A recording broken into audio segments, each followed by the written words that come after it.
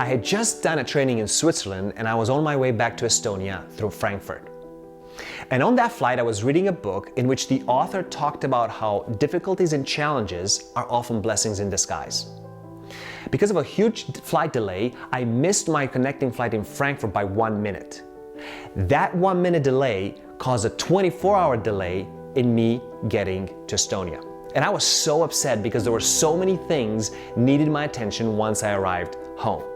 I turned around and literally seconds later, and at the next gate, I saw the world's #1 executive coach, Dr. Marshall Goldsmith, a man I had been following for 10 years, listened to countless videos with him, read his books, articles, and then I went straight to him and I said, Dr. Marshall Goldsmith?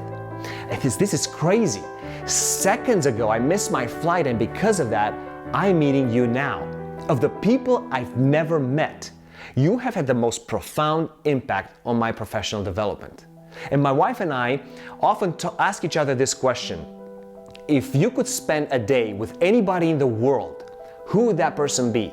And you are the top of my list. And then he said, well, thank you so much. Now for me, the goal in life is not to make money or have more titles. Now my goal is to give back. So that's why of the 16,000 people who applied, I chose 100 leaders to teach them everything I've ever learned for free, with the only condition that they would do the same for others in the future. And I smiled as I was listening to him and I said, I know, because I was among the 16,000 people who applied. And I didn't feel bad about myself at all for not making it on the list. Because the people who made it on the list, some of the people are the president of the World Bank, the former CEO of Ford, Alan Mulally, the president of Mayo Clinic, the director of the MIT Leadership Institute. These were top of their fields. And then Marshall said, he looked at me and he said, and I want to invite you. Next year I'm doing a training where all these leaders are going to be there, all these 100 people.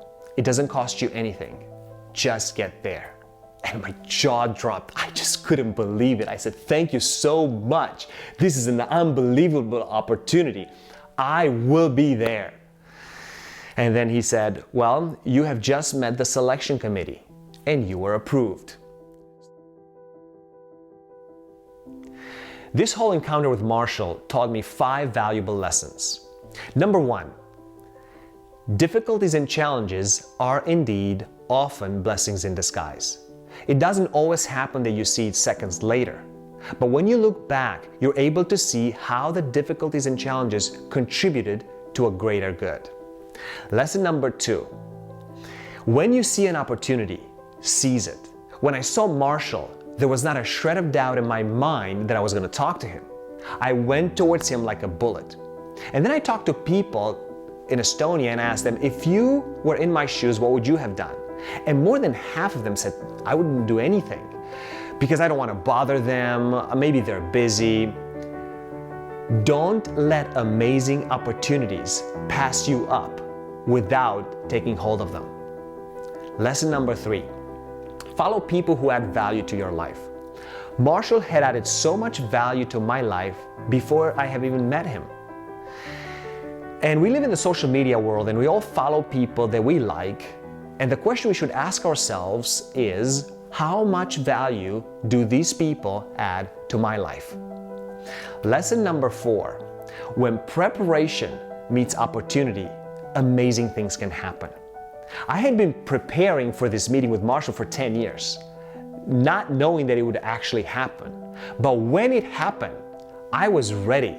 I had done my homework. Be ready, be prepared, because sooner or later, the opportunity will come your way. And the final lesson, and maybe even the most important lesson, if your life is about you, it will die with you. If your life is about others, it will live beyond you.